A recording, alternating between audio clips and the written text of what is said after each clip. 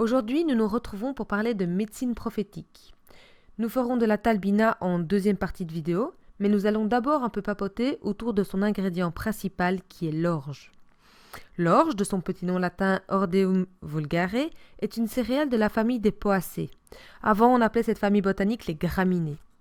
L'orge était autrefois la céréale principale de la péninsule arabique. Elle est très souvent citée dans la médecine prophétique. Et à juste raison. Aujourd'hui, tout cela se confirme. L'orge, on le sait, est un antidépresseur léger. Les hadiths nous parlent qu'elle dissipe un peu le chagrin, qu'elle fortifie le cœur de l'affligé. Et elle était recommandée pour les gens endeuillés en fait.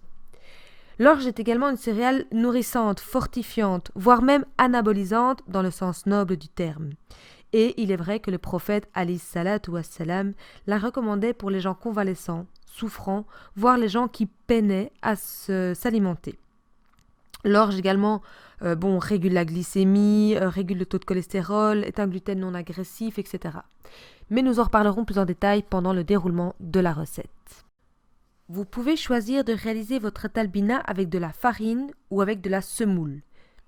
Les textes s'accordent à dire que la talbina est une préparation plutôt sucrée. Le mot talbina est dérivé du mot laban qui signifie lait et nous obtiendrons donc au final une préparation d'apparence laiteuse. Vous pouvez la cuire dans du lait ou dans de l'eau. Pour ma part, aujourd'hui j'ai choisi de prendre de la farine, du lait et du miel. Nous allons travailler toute la recette à feu doux. La première étape va être de faire chauffer le lait. Ici, j'ai choisi un lait de riz biologique, mais n'importe quel lait de bonne qualité fera l'affaire. Et cela en fonction de la saison, de vos besoins, voire même de votre tempérament. Alors, laissez tomber votre bonne vieille cuillère en bois et munissez-vous d'un fouet, ce sera beaucoup plus pratique pour cette recette. Assurez-vous que votre liquide est bien chaud avant de commencer à verser la farine. Ici, j'ai choisi une farine d'orge mondée biologique parce que c'est celle qui est beaucoup vendue à Bruxelles et que beaucoup de personnes m'ont demandé comment faire pour l'utiliser lors de mes conférences. Il existe en réalité 3 qualités d'orge. Premièrement, l'orge complet, que vous trouverez aussi parfois sous le nom d'orge à germer. Je vous montrerai dans un prochain épisode comment l'utiliser. C'est une céréale, donc l'orge complet qui a gardé son son, et il semblerait que c'est de cette manière qu'elle était utilisée à l'époque prophétique. Deuxièmement, vous avez l'orge mondée, c'est-à-dire l'orge débarrassée de son enveloppe extérieure. Elle est très nourrissante car elle n'a perdu que très peu d'éléments nutritifs.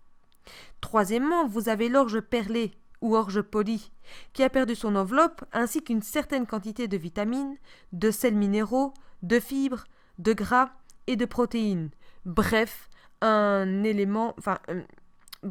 c'est quelque chose de très peu intéressant sur le plan nutritionnel. Vous avez pu constater qu'il y a de temps en temps des petits grumeaux au fur et à mesure que je touille. Pas de panique, ce n'est absolument pas grave. Avec la chaleur et le mouvement, on n'y verra plus rien d'ici quelques minutes. Continuez à bien mélanger votre talbina. Aussi, observez comment j'ajoute la farine jusqu'à l'obtention de la texture souhaitée. Je vais rajouter en plusieurs étapes, à mon aise, calmement, en observant comment ça évolue. Moi, j'aime bien ma talbina légèrement épaisse, voire parfois très épaisse. Je pars cependant sur une base de 2 tasses de liquide pour un bol d'une personne avec un bon appétit. L'orge contient d'importantes quantités de fibres qui agissent comme des laxatifs et aussi comme des carminatifs. Les carminatifs, ce sont des principes actifs qui soulagent les flatulences.